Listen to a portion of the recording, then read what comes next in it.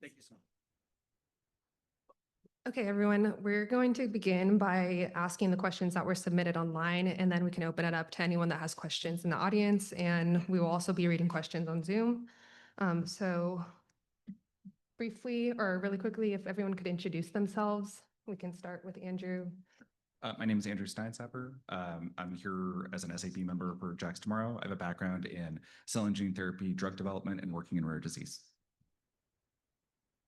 Hi, I'm Kathryn. I am here with Odelia Therapeutics and the PURA Syndrome Foundation. My background is neuroscience, neurodevelopmental disorders, and genetics.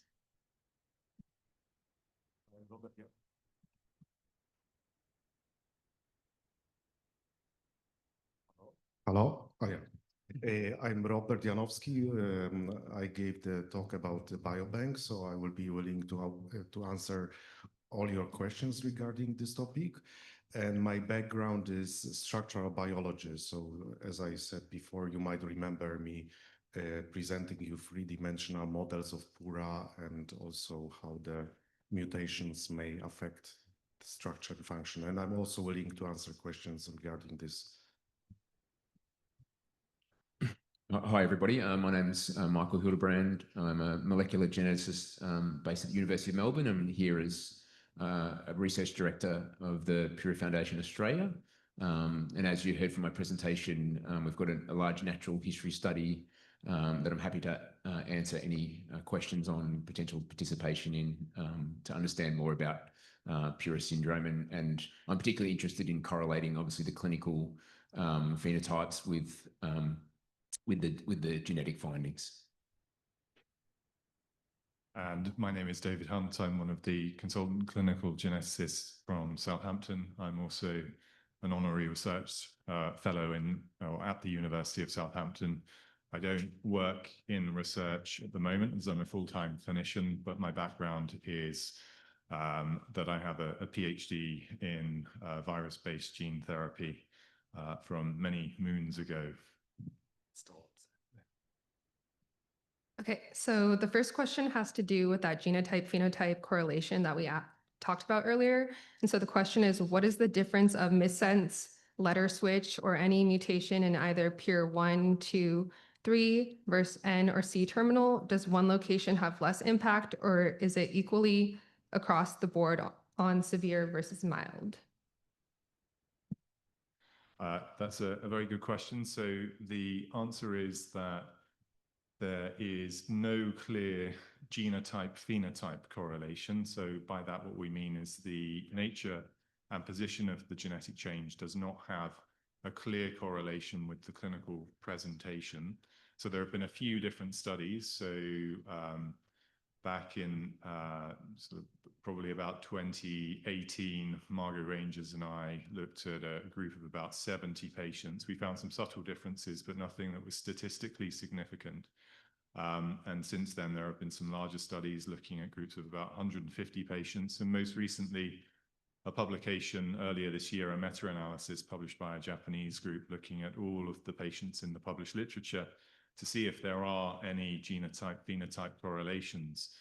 The headline findings are that if we think about the chromosomal deletions at 5q31 that encompass PURA, there is some evidence that those individuals are more severely affected than individuals with PURA syndrome due to a genetic alteration that is confined to the gene. And I think that clinically, this is what we would have expected. And, this is just a matter of having the patient numbers to demonstrate that actually the difference is statistically significant.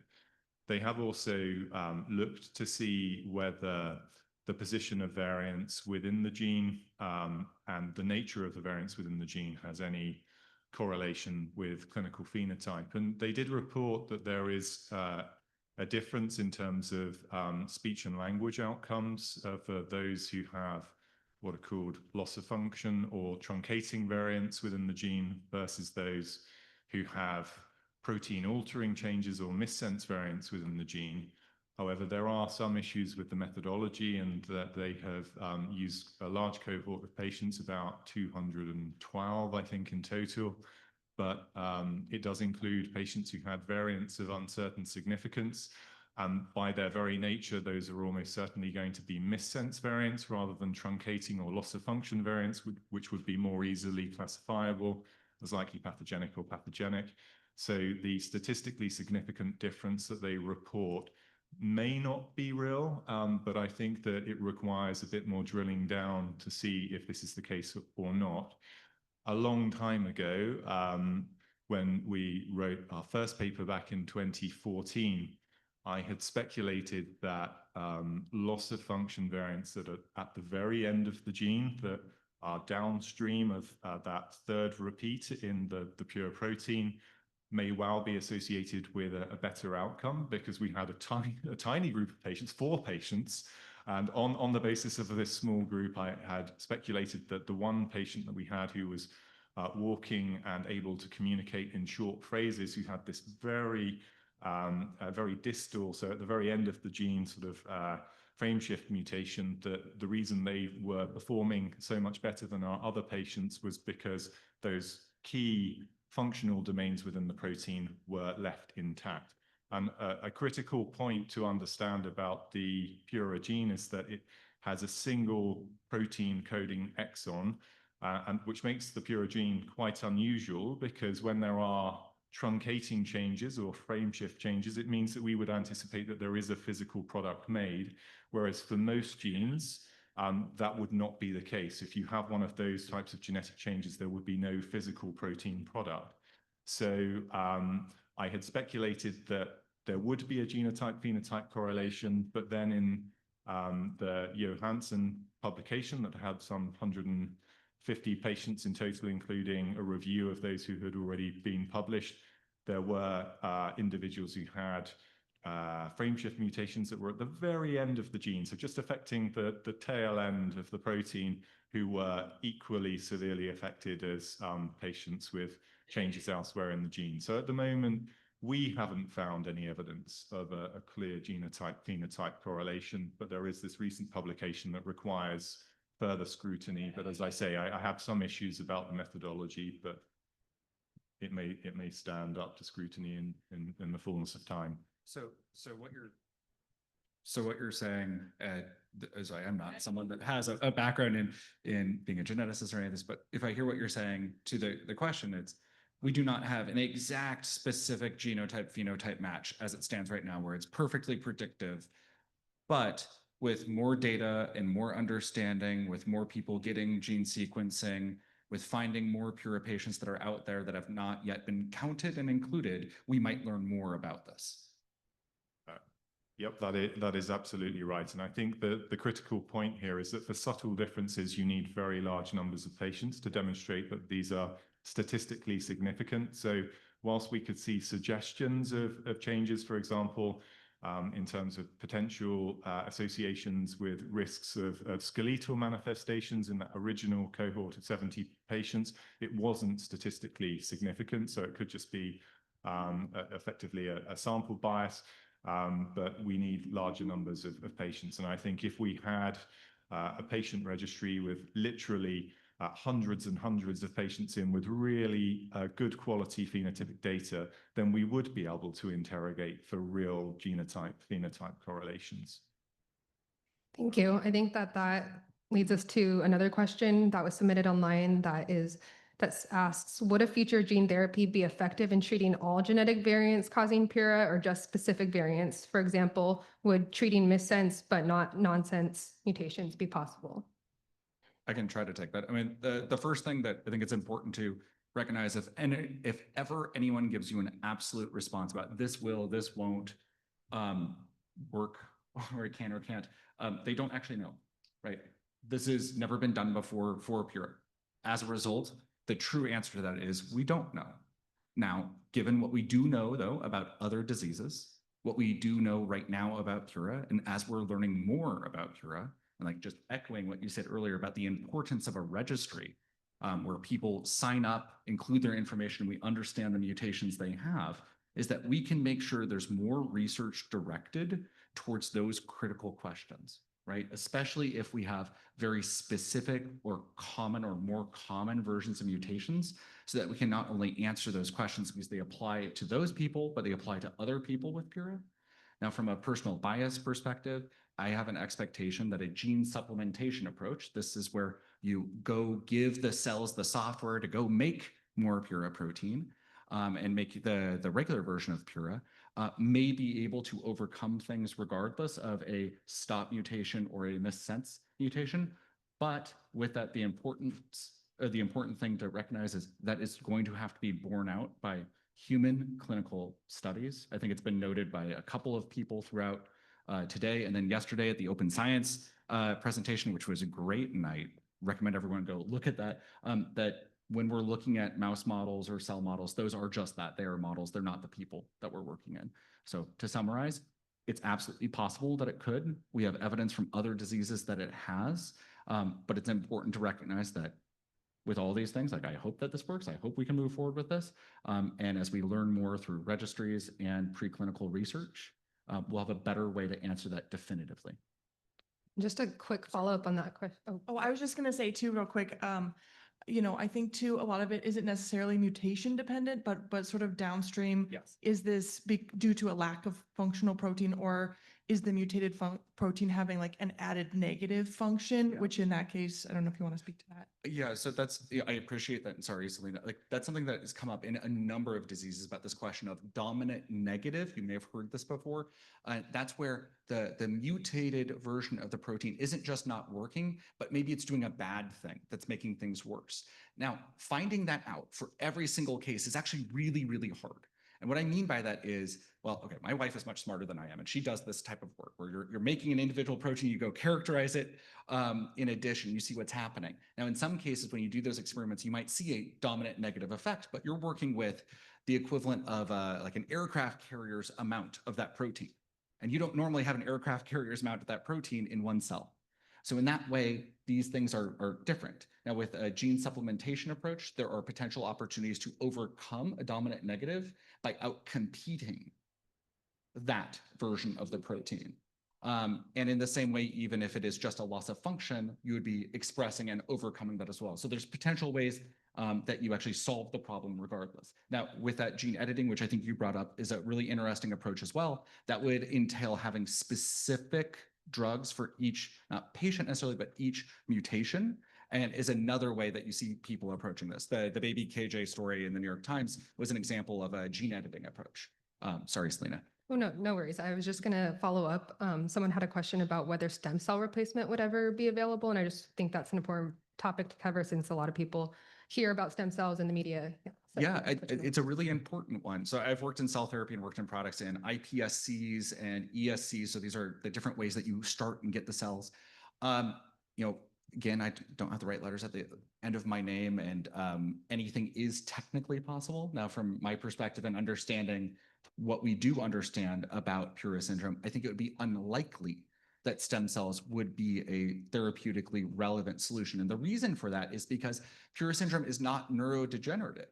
Like all the kiddos, we're not seeing neuronal cell death. As a result, we don't have cells to replace to go back in. And likewise, because the importance of the disease is expressing that protein, if we were to put in stem cells, it would only replace those ones and not necessarily all of them. It's not as though we could repopulate the brain in its entirety. I think there are other diseases that we're seeing right now in clinical trials using stem cell therapies that are very exciting. There's Parkinson's work that's being done, but in quite literal context, that's replacing those cells that have died, and it's the death of those cells that causes the Parkinson's symptoms. So it's a direct replacement. So I think in the case of PURA, it's unlikely, although, I mean, you work on other rare diseases and we have clinicians here as well. Yeah. No, I would agree. I think too, because PURA is what we call a ubiquitous protein, it's expressed in every cell of the body. Unlike Parkinson's, where there's like a very defined area of the brain that cells are lost, and there's a very clear place to put in stem cells with PURA syndrome, it's hard to know where to start. Yeah. I think with that. It's a really good question. All right, thank you for that. The next question has to do with myelination. So the question was, can you explain demyelination more and how PURA might be impacted by this? Does anyone want to take that?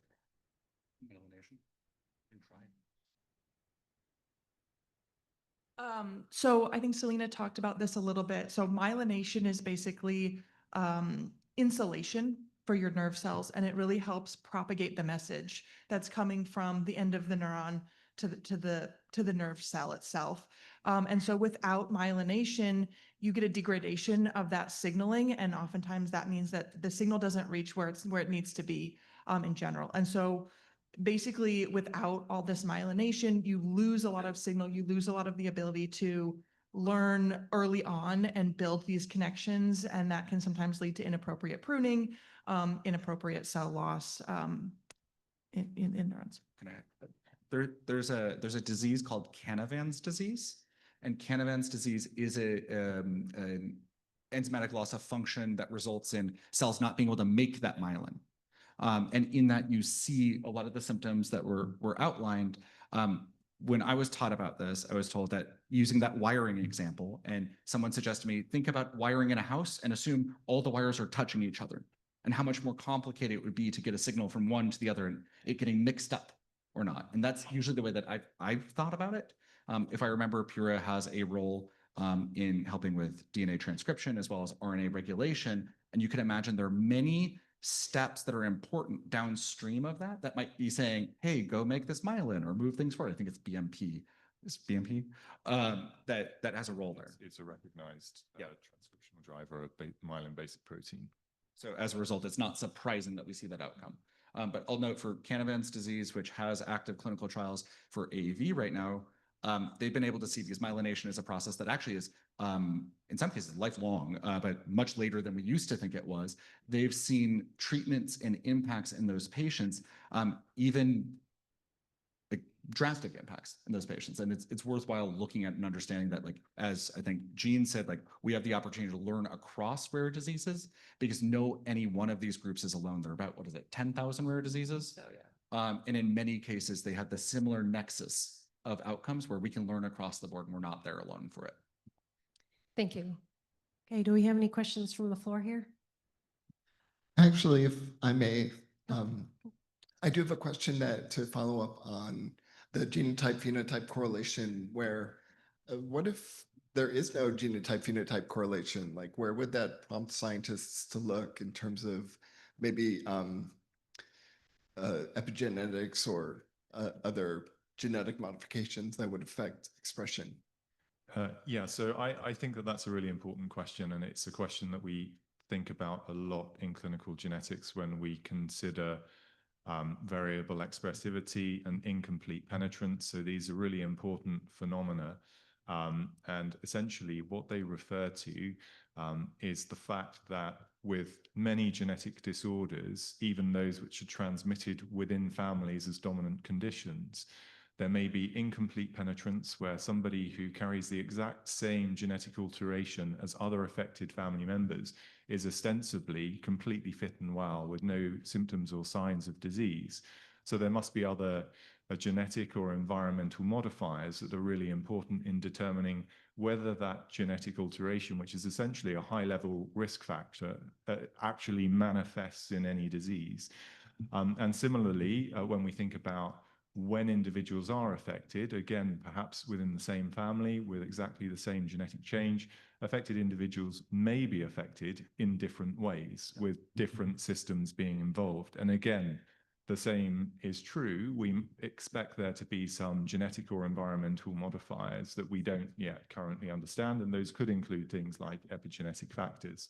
And just to go back to the original question about genotype-phenotype correlations, I omitted one critical detail, which is when we think about the genetic change in PURA that causes PURA syndrome. So if it's a truncating change, it can happen anywhere in the gene within the protein coding sequence and cause PURA syndrome. Missense variants typically have to be within these functional regions that we're calling PURA repeats 1, 2, and 3. There are some missense variants, so protein altering changes that affect the sequence outside of those regions. For the most part, we think that they're likely to be benign or innocent changes that won't cause PURA syndrome, but it is possible that they might cause a hypomorphic or less severe form of PURA syndrome. And that's something that we absolutely have to explore. And I think when it comes back to the question of genotype-phenotype correlations, of course, most of our testing has been done in individuals who present in a fairly typical way, who are clinically manifest as being affected. And of course, we're now realizing that there are individuals who are being ascertained through milder presentations, such as speech and language disorders and borderline intellectual disability. And these are individuals who won't typically have been offered genetic testing in the past. So I think that we will see a broadening of the phenotypic spectrum, and it may become apparent that there are some clear genotype-phenotype correlations in due course. And I might just add to that as well. So obviously, in addition to the variants or the individual variant within the PURA gene that we know causes the syndrome, it's also possible that there are other variants in other genes, perhaps genes that PURA regulates. And there can be common variants rather than the rare variants that we know cause disease. And it's possible that they might modify the phenotype. So there are now in the last few years, research studies have shown what are called polygenic risk factors. And there are already factors established for epilepsy, as an example. And we know that those factors, which are a combination of variants in different genes, and these are usually common variants, and they can vary even between individuals within a family. And we see that those individuals can have different phenotypic presentations with the same causal factor because they have a different set of common variants that seem to modulate that phenotype. So it is possible that we could actually apply that same approach. If we were to get a large enough group of patients with PURA, we could actually look between those individuals at their epilepsy risk factor and ask, is there a difference in the severity of their epilepsy that may correlate with those common genetic factors. So at the moment, that's only being done on a research basis, but I think in the future, if we look down the track, it's possible that when you get your genetic diagnosis, you get that causal factor, that you might also get a report from the rest of your genome with common variants that might then be modulating your phenotype. And I think that's where we need to get to. We've started on the research side, but we need to implement that on the clinical side, and we need to do it for every individual syndrome, no matter how rare they are. We need to get as many of our families and groups together to facilitate those studies. There are examples of therapies that were developed because of data like that. So the sickle cell community, there were patients where sickle cell is inherited. You see this in families where there were certain individuals that were not as affected or impacted, and they had the exact same mutations as their parents. And the question was asked, like, why is this happening? And from that they found there's another version of hemoglobin, which is the protein that helps us hold on to oxygen in blood. It's the reason why people get sick with sickle cell. It's called fetal hemoglobin. It's the version that's on when we're still growing inside of our moms, and it's on for a little bit after birth. There were some folks where that was still turned on because of a very strange, or not strange, but a different variant that's not as common. People with that had a less severe course of disease. That information, which came from research studies because of people joining registries, getting sequenced and understanding what's going on, getting strong phenotype data and understanding not just the gene that they had that caused the disease, but the other ones around it. There are multiple products that were then developed, went into clinical trials, and are now approved for sickle cell disease because of that. There are also small molecules that were developed because of information about different genetic versions of that protein and thinking about how to modify it using small molecules like regular drugs that we take. So there's a lot of information that you can get out of that. No, that's okay. I think I just wanted to say real quick too, I think this is something that comes up a lot, this genotype phenotype correlation, and it's good to think about and it's good to look for, but I think we also need to keep in mind that there may not be a good genotype phenotype correlation, and that's not going to be the end of the world. This is true of a lot of neurodevelopmental disorders in this space. And so if it doesn't come out that PURA does have a good phenotype genotype correlation, that doesn't mean we can't come up with a therapy. It doesn't mean, genetic based therapies won't work. And it leaves open, there's all other kinds of therapies that aren't genetic based that can be looked at as well. So thank you for the answers to those questions. I think that Lauren actually had a question first. Yeah, actually, I was just going to very quickly clarify some terminology from a couple questions ago about demyelination in case people are at home researching and reading. In PURA, we see delayed myelination. Demyelination is actually a very different thing in a different category of disorders. So you don't want to chase down that pathway. I'm not aware of any demyelination within PURA. And if we were to see that, I think that would be a very different thing. So just for people reading about it. Thank you. Eva?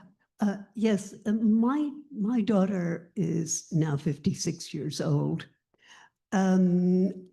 She is very severely affected. I mean, she doesn't walk, she doesn't talk, she can't do very much with her hands, and over the years, her with a lot of illness, her hypotonia has come back and become more noticeable. But when I look at the Facebook pages and I see these infants who, when they're born, are extremely affected, much more affected than my daughter was. And my daughter has a frame shift change at the very end, right? I mean, at the third repeat. And I am wondering, has anyone thought about what happens over time? I mean, could it be that, so when she was younger, she walked. She never talked, but she did walk. She did a lot with her hands. She used to walk over and play drums and do stuff like that. But so you said in terms of the phenotype, genotype, is there any possibility that where the change is might in fact have symptoms that change over time? I think the short answer is yes, there absolutely is the possibility that that's the case. The problem is that we don't have a great deal of data about older patients with PURA syndrome, and that's why natural history studies are so important, because it may be that there are clear genotype, phenotype correlations that become apparent over the course of an individual's life. However, at the moment, we really just don't have much data at all. The vast majority of the data that we have is from individuals under the age of 20. Yeah.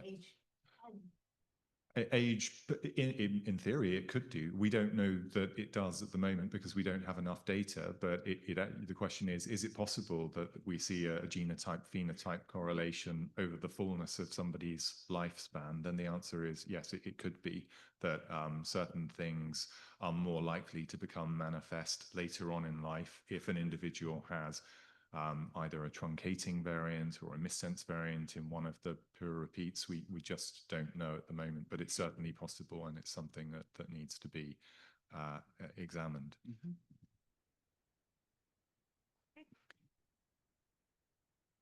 My question is related to the dominant negative versus haploinsufficiency question. So I think that PURA is relatively unique in that it's an intronless gene. So from our understanding, it likely doesn't undergo nonsense-mediated RNA decay. There are some mixed thoughts about that, but given the wide variabilities of phenotypes, in addition to the fact that it probably doesn't undergo this NMD process, does that make the potential of a dominant negative effect more likely? And can statistics be, or theories be, extrapolated based on what we know from other diseases caused by intronless genes? Thank you for probably one of the most hard and complicated scientific questions. So I want to try to restate part of this. I want to make sure I'm getting this right. So the question overall is, PURA is, let's say, I mean, in the case that we're talking about, it's unique. It's not truly unique, but it's very different in terms of like what our genes look like. There are not a lot that look like PURA. And PURA has a couple of features that are really interesting, that there's just one protein that we make, it's all kind of together. And then there's a really long other part of information that comes along with it. I'm getting that part right, Sander? Okay. And then the question is there a higher likelihood, or can we learn anything else about PURA and the likelihood of a dominant negative effect? And again, this is where it's like a poisoned version of the protein from looking at other diseases, both other developmental and epileptic encephalopathies or other NDDs or other small proteins like that. Am I getting so far? It's like, what can we learn from the other things? My background's doing protein engineering. The thing that I was taught is that most mutations are either benign or negative when you're trying to make something be better. There's a pretty good set of empirical data looking in the DEE space. This is again, the developmental and epileptic encephalopathies, that the majority of mutations that we see in folks are haploinsufficiencies. And that actually kind of bears out the just likelihoods, straight likelihoods. If you change amino acid 1 to amino acid 2, odds are it's either going to do nothing or it's going to be negative. It's very rare for it to get a new function that didn't exist before. Now with that, it still does happen. There are well-known diseases like SCN2A, for instance, that has mixed phenotypes across different mutations. When looking at this, it does come down to doing individualized work to evaluate this. There are opportunities to learn across diseases. The mRNA and nonsense-mediated decay element, I don't know how to think about that immediately. There's smarter people in the room that I'm sure can do that for me. But overall, like, I think the large majority, the lion's share of disorders that are similar, like sister diseases, have this haploinsufficiency outcome that we see. With that as well, like, even if that's the case, we should still be investigating it. We should still be understanding, because that can play a critical role in a set of therapies that are called ASOs, or antisense oligonucleotides. These are, they kind of look like RNA. Am I getting this right, Celena? Like, they kind of look like RNA. And we put them in, and they can either turn down the expression of a gene, or they could turn up the expression of a gene. And that might be exciting for something like PURA if it is a haploinsufficiency. But if the other version that's being made causes problems, we wouldn't want to turn up both the good and the bad copy at the same time. So answering that question is going to be really important there. There are a lot of diseases, actually Angelman syndrome is one of them, that have ASOs that are in trials right now, as well as a couple of epilepsies that have shown really exciting work. So there are a lot of different tools, and we need to understand different parts of biology to use them appropriately. I don't know if anyone else on this panel has experience with like the dominant negative type question. So I just wanted to add, I think it's pretty clear that haploinsufficiency is a mechanism, because we obviously have known for a long time about the knockout mice have phenotypes that we see are recapitulating what we see in patients. But the question is whether there's also a dominant negative mechanism as well, and there may well be. We know that, for example, the most recurrent variant is a single amino acid deletion rather than a frame shift, for example. So it could be that there could be a dominant negative mechanism associated with that particular variant, but we haven't obviously got the data to support that. But I think it's pretty clear that haploinsufficiency is an established mechanism. Yeah, just to explain to the room what a dominant negative is. So basically, if you have two copies of the PURA gene, and one of them is producing normal protein and the other one is producing abnormal protein, the question really is, can the abnormal protein have a detrimental effect on the remaining normal protein? And what's important about PURA alpha is that it actually binds to itself to form something called a dimer. And so if there is abnormal protein binding to normal protein to create a non-functioning dimer, then it's technically sequestering the normal protein, which could be binding to other normal proteins to have a functioning dimer. So what we're saying is that the presence of an abnormal protein could be worse than just having the normal protein produced on its own with a second defective copy of the gene that is producing nothing. So the abnormal protein is effectively binding the normal protein and stopping it from doing its job. And the only way that I can think of that a dominant negative would really happen is if there were a missense variant in either PURA1 or PURA2, which are the RNA DNA binding parts of PURA alpha, and if the dimerization domain, the PURA3 region, is still intact. So you would expect that if there is a dominant negative effect, that you're going to find it enriched in the group of patients who have the protein altering changes confined to PURA repeat 1 or PURA repeat 2. That's what I would say. And I don't know what your thoughts are, Rob, if you have, you're the structural protein biologist. I agree. And just that everybody knows the third domain is not only a dimerization domain, but it also plays a role in binding, recognizing DNA and RNA. So it's actually the full length protein which acts. So all three domains are necessary, most likely at the same time, to play the role as DNA binding and RNA binding protein. So any of them is slightly destroyed, probably the function is completely. For dominant negative, presumably you would expect the repeat 3 to remain intact to sequester normal protein. Yeah, I mean, your theory with this, like by making dimer of one copy which is intact and the other one which has genetical variant is not really what I would agree, but it's kind of explanation, the only explanation we have right now. And what you're seeing is how people figure out what to do research on to go figure things out. So like that was a really good question. Thank you so much. Thank you. Oh, Jim, did you have a question or? So my question's not technical, it's speculative. And I know you guys are scientists, so you love speculative questions. But it feels like we're gaining a lot of momentum in PURA research and findings, and the broader rare disease network is as well. How close do we feel we are to human trials for PURA therapeutics? The right answer is it depends. And I hate that answer. So I was taught to never say that when I was a consultant, and you always had to say it depends on what. It depends on a couple of things. One of the biggest ones is funding, frankly. The way that science moves forward is with funding. It's one of the reasons why things like the NIH and having research grants that go to at least US universities matters a lot. That's where a lot of this basic research and understanding happens.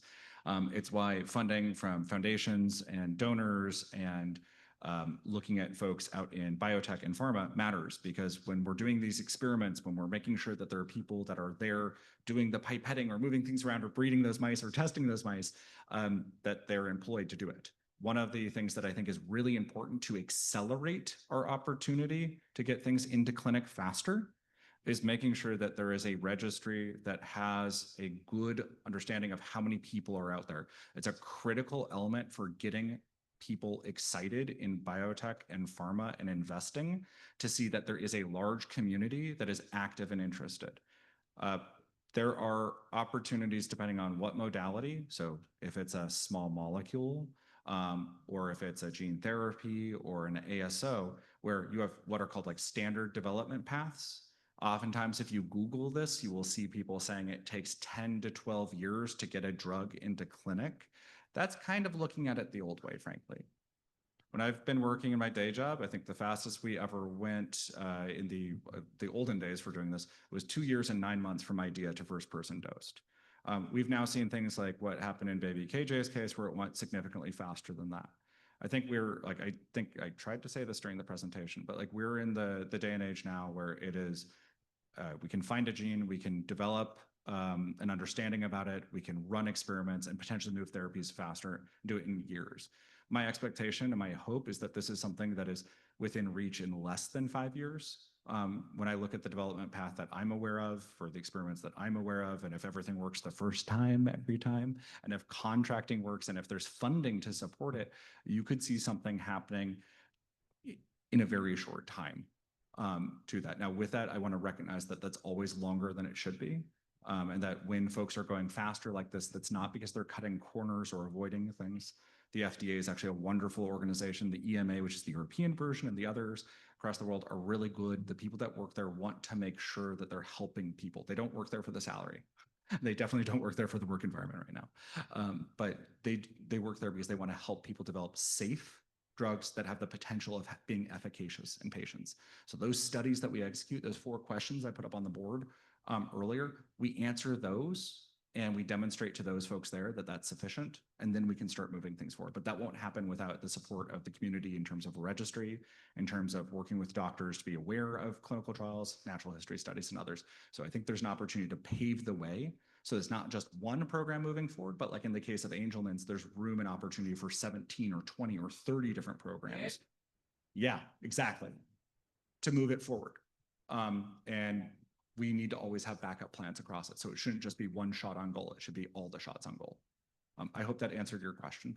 I just really quickly want to touch on the story of baby KJ too and how fast that developed. So from the time that he was diagnosed to the time of treatment, it was only 6 months, but there were a lot of things that were in place for many years before that. There was a pipeline that was ready to go to screen the CRISPR gene therapy in mice and monkeys, and then for baby KJ specific mutation.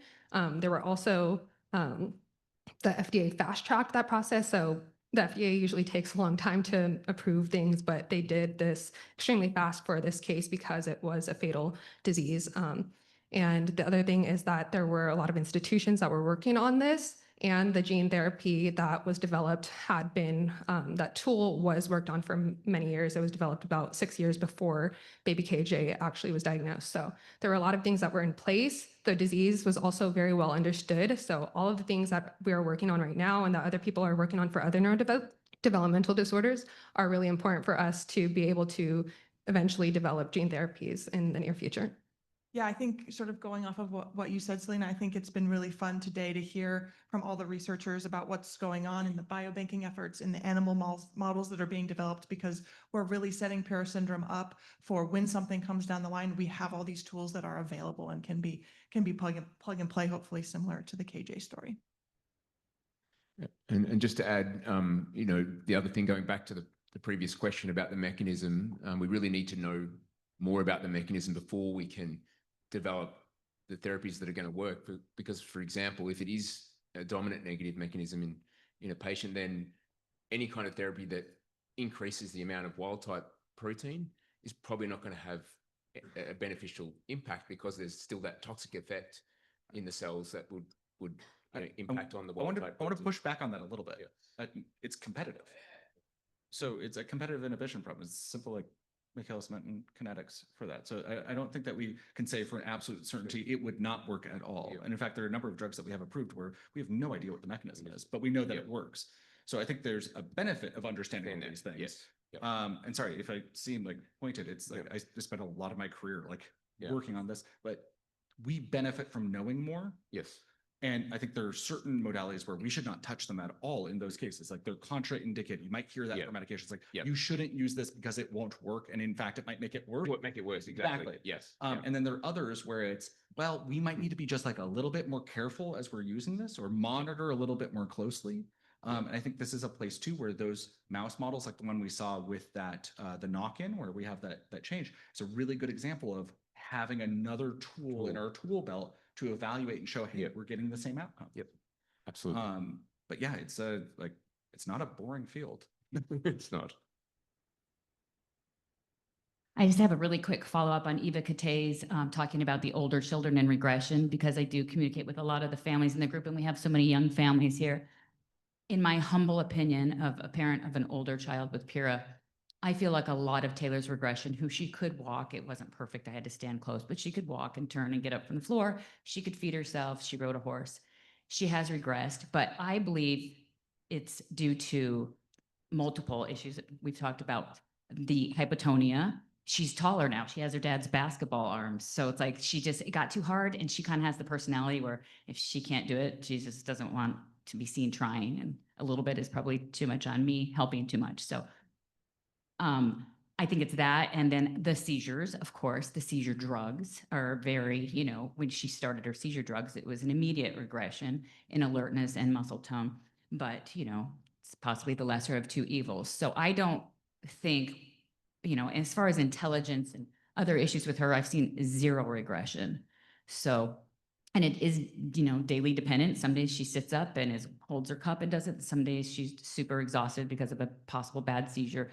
And she also wasn't a candidate and so far for the scoliosis, which is another reason why she has regressed because, you know, she lost the ability to be able to sit up easily on her own and the pain. So that's my humble opinion. You guys would know more, but I just feel like there's always, you know, positive. Every kid is different. And I see some of these older kids that are still sitting up super fantastic. So I just wanted to say that. Like, I don't think anyone's going to be able to give an answer for any of these. And in many cases, especially in DEEs, each individual patient ends up being their own study to figure out what drugs are working for them.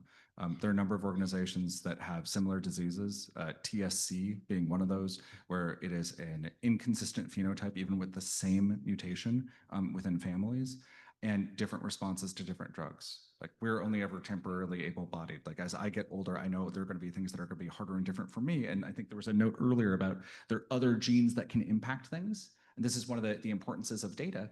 We may be able to find out that there are other risk factors or beneficial factors that make it more or less likely for those sorts of things to move on. I think there's a very large body of literature, though, to your point about the impacts of epilepsy and the impact that that can have on regression, which is why I think you see a lot of work across the field in trying to develop new and novel anti-epileptic drugs with better side effect profiles to help people in that end. Thank you. We have a question in the audience. Yeah, so and I'm sure that the answer to this is yes, but when we talked about the change in the RMNA in the beginning, I know there's 4 ways that you can reverse or go back and repair, which is viral vectors, reverse transcription, CRISP case 9 that she was talking about earlier, and the latest and newest one is the prime editing. Have all 4 of those been tried in these cases, in whether it's in animal or other tries to change or mend that mutation? So every single one of those has been evaluated in both cell and animal models, not necessarily for PURA, but just overall. Each one of those has different benefits and drawbacks across the board. The utility of each one is different and how many people could affect or impact. But every single one of those has been demonstrated, which I think is one of the reasons why you see so many people excited about them. That is no longer science fiction, but rather a question of how do we make this work the way we want to. I think, Celena, you probably, with putting together all this information and whatnot, that's probably something that you've seen a lot of. You talked about like off-target risk and others. So there's a different profile for each one of those, right? Right. Yeah. Yeah, I don't really have much to add to that other than, yeah, they have been tested in animal models and cell models. And there have been therapies that have been developed, as you said, for specific diseases. So I guess in the terms of base editing, this was the first time that base editing was used in humans, the baby KJ story. And that was really amazing because it was not actually cutting the DNA. It was just changing a single letter, which we kind of talked about earlier. But that was very personalized. So that means that for every single individual that has a mutation, there would need to be a therapy that was developed specifically for that person. The other thing to keep in mind is that gene therapy is very expensive. So that is just something to add, that for developing these personalized therapies using base editing, it might not be appropriate for a syndrome like PURA syndrome. There's also an ongoing trial using a similar technology for for PCSK9, which is for cholesterol, which was acquired by Lilly actually just like a couple of weeks ago. So like we've seen these in different cases for different levels of severity of diseases, and I think like that was the first time ever anyone had done anything in that disease, and they went with this very, very fancy thing because it was exactly the right tool for the job. Like while the development or the therapeutic prices, when you see those, might look very high, noting that when you have a one-time treatment, there's no recurrent cost. And that's one of the reasons why you see that. And I think if I remember correctly, insurance, be that private insurance or Medicaid, in almost every single case is covering these therapies for things like Zolgensma, which is for SMA1, Spinraza, which is also for SMA1 and ASO. So with those things that it's still in reach, I think there is a question though about making sure it's in reach across the world for care delivery, because it's not every single place that has wonderful academic centers like UC Davis's hospital, which is amazing and able to treat those sorts of patients. Right. Oh, yes, sir. Hi, my question is for everyone, if you want to address it in your own way, but what is next? What is the thing that you're looking to unlock or that we need to unlock to go to take the next step? So what in your research, what's next?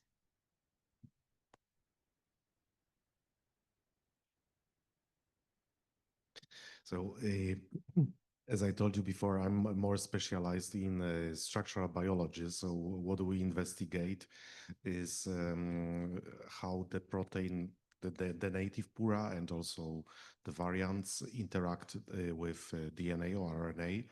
And we are checking it on the atomic level and just trying to find out this binding between both partners. And this is more to learn the mechanism, not to discover the help for the kids, but this is first of all to understand what's the problem with the interactions between the protein and DNA. I have a couple answers for this. I think there's just sort of at the top, I think there are some tools that could be developed that would help across the board, antibodies, for example, but that's not like the cool science maybe. I think in my discussions with a lot of families, I think there were things that came up that haven't necessarily been looked at as much. Things like the neuromuscular junction, temperature, pain. I think all of these are really impacting what may look like the severity of patients, potentially increasing seizures, decreasing their mobility. I think that would be really interesting to learn more about.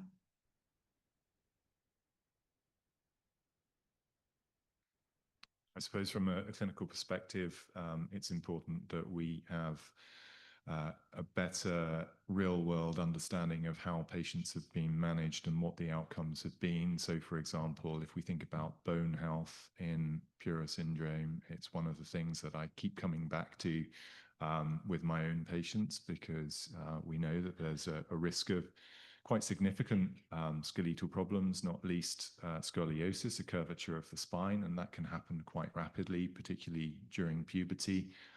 Knowing how that's best managed, particularly in patients with things like low bone density, is really, really important. And I'd like to harp on a little bit about the importance of a patient registry, because we do need to know what patient experiences have been, who the clinicians are who've been involved in patients' care, so that we can essentially curate the collective experience and outcomes for the better of the PURA syndrome community as a whole.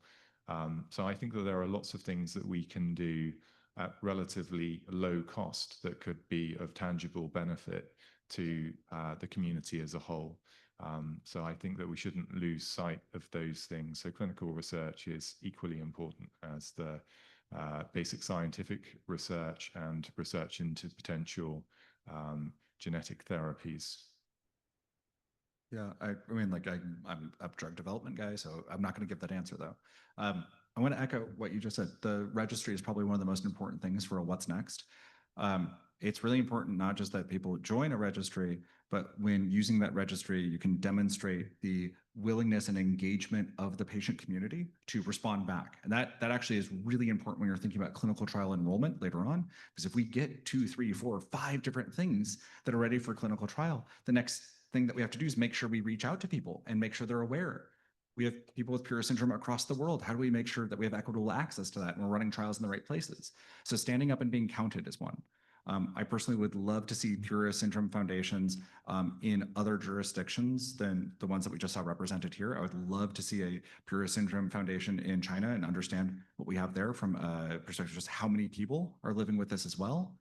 There are people that are outside of this room that are impacted and don't know that they're impacted with PURA syndrome yet, and having better access to rapid whole genome sequencing, which is something that's being lobbied for coverage in Medicaid in many states in the US, especially for kiddos that are in the NICU immediately. I would love to see that. I think it wouldn't just help PURA, it would help all of these different diseases and help people have certainty about what to do. I guess, Celena, for you too, because you're up here, like, what is the thing that you think is the big next? I think I just want to add to the importance of the patient registry for getting clinical outcome measures, which are really important for developing treatments in the future. So knowing what our clinical outcome measures are ahead of time can help us figure out what we actually want to treat, which gene therapies might be actually effective at making it to clinical trial. So I think that that's really important. And I'll just add in terms of the genetics, I think the two areas where you can add one, which I've already mentioned, is the contribution of common variants to modifying phenotype. And then I think the second one is to potentially identify the key downstream targets of PURA. And I think the way we can do that is we can start to now exploit the different mouse models that are being or have been generated. We can look at the RNA level in the brains of those models and try and identify those targets that are critical downstream pathways for PURA, and then potentially look at repurposing drugs that might modify those pathways. So I think that are two parts of the puzzle in terms of the genetics that we can start to add to, because we're working on these mouse models. We have another question online, and I think we can help answer this as the PURA Foundation as well. Can we explore collaboration across more countries to gather more patient data, funds, better knowledge exchange on the subject, and even outsource? Countries like India are behind in research infrastructure, but seem well positioned in production of drugs such as ASOs at a much cheaper cost. If it is a possibility, how can we as a PURA community work towards this? And I just want to reiterate that our door is always open. Please reach out to us if you know somebody that wants to connect. President at pura-syndrome.org. We had our scientific meeting, as we talked about yesterday, and we had researchers there from over 7 countries. And we are always looking to collaborate more and to build more collaborations. So really the first step is just to reach out. And I think I feel comfortable speaking for the other foundations here as well, that their door is open as well, and they are open to collaboration. So really just contact us. We are excited to collaborate. Okay, we got about 5 minutes left. Is there anyone? Oh, gosh, Becky.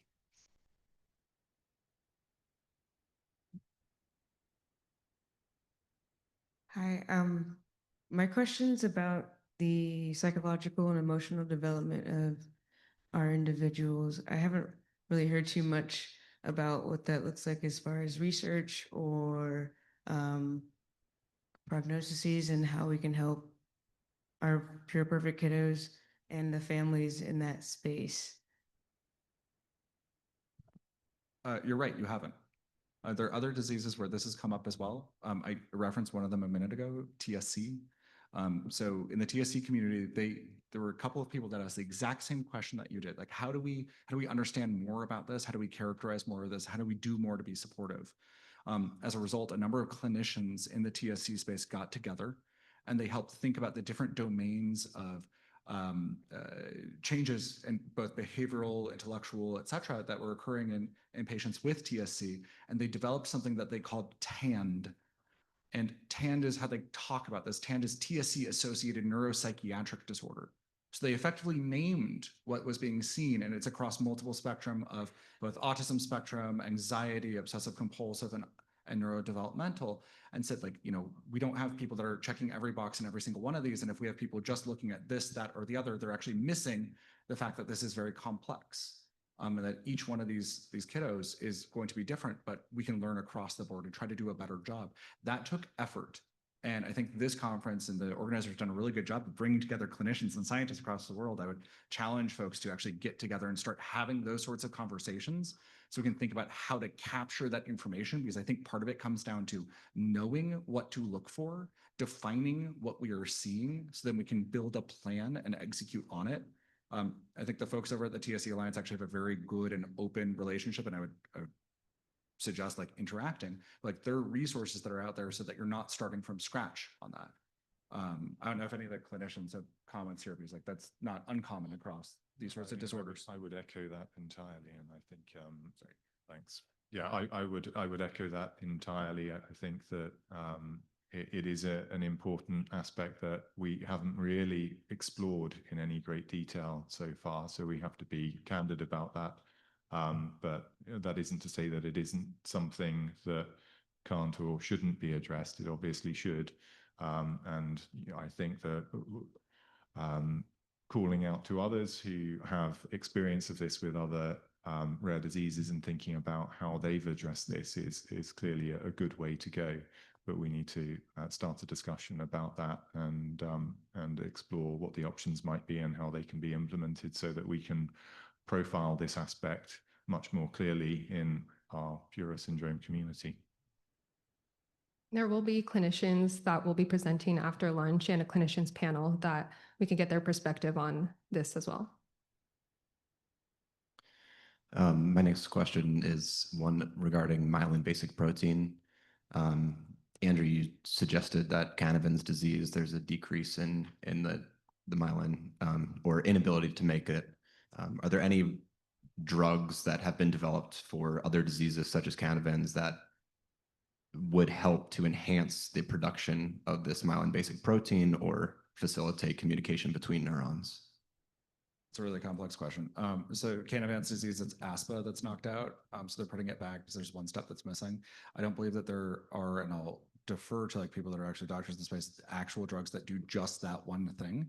I'm not aware of that, but what you're describing though is a really good set of research questions about where potential investment could be made that impacts more than just PURA and other outcomes.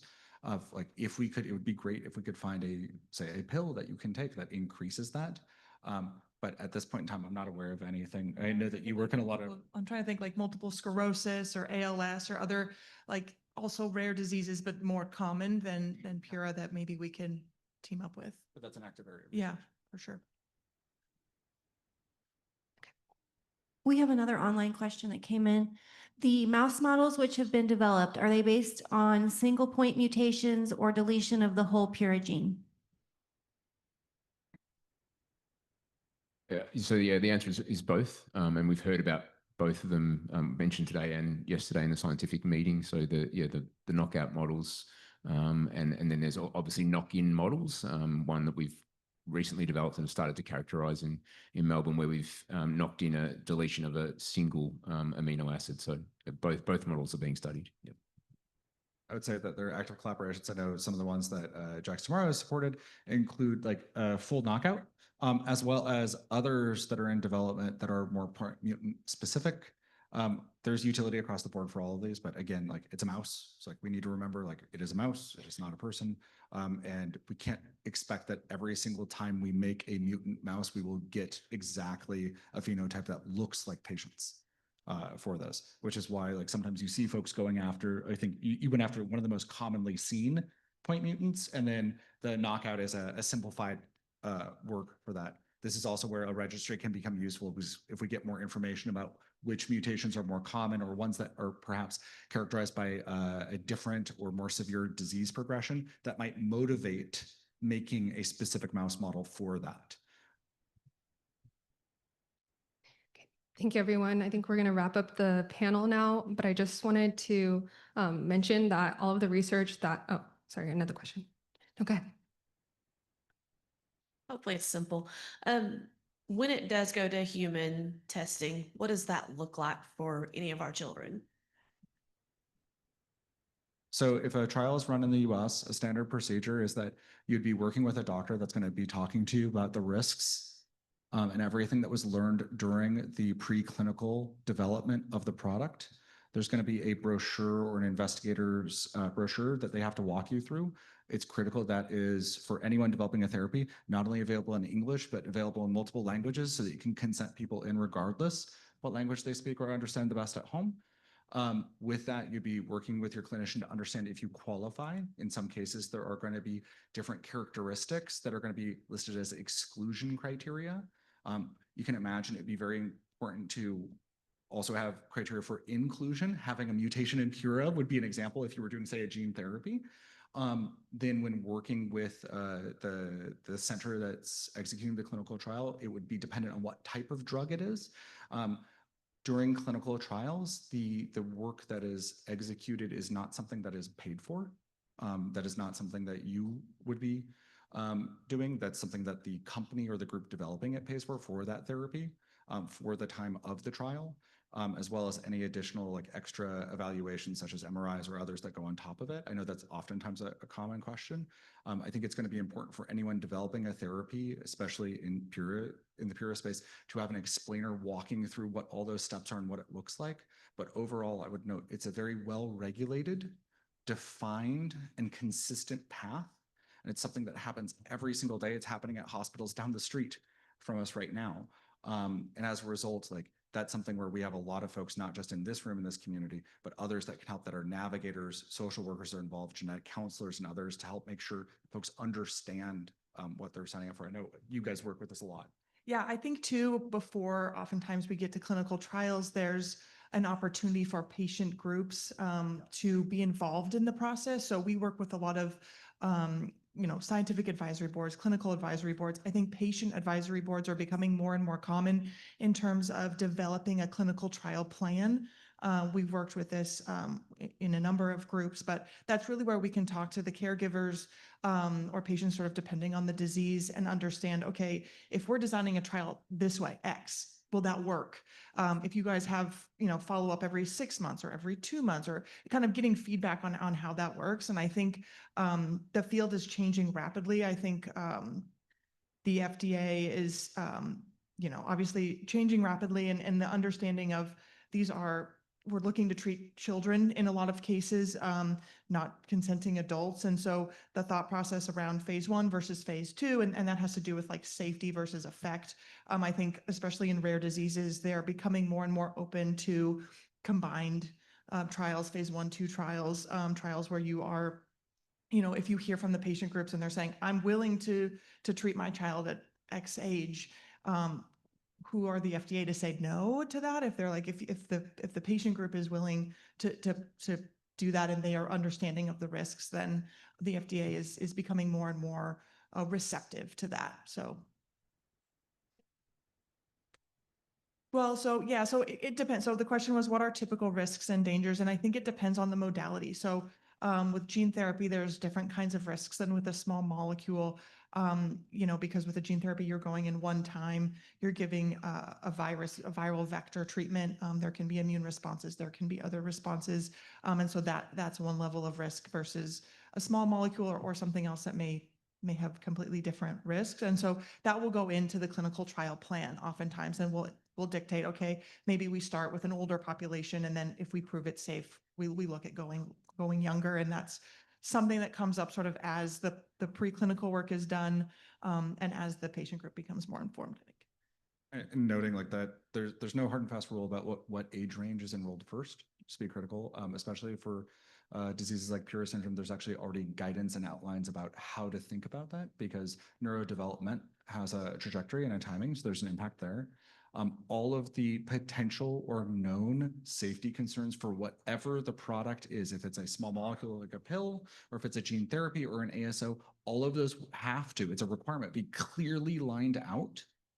And those have to be reviewed by the FDA and okayed by the FDA to be in that brochure before the trial can start.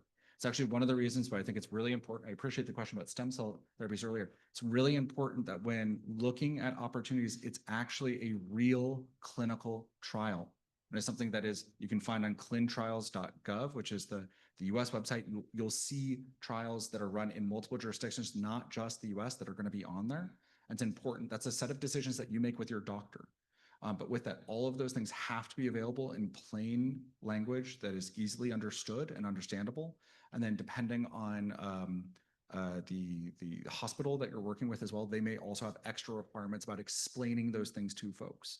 And there's care that's surrounded that, thinking about all of those potential things that could happen as a result of whatever that modality is. Happy to talk more offline after this, if that helps. Thank you.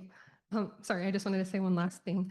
So I just wanted to say that all of the research that is being done that's working towards treatments is really important for developing, trying to treat the challenges that our children are faced with, but it's not to take away from the importance of the acceptance and the awareness that is really important for our children. So just want to mention that.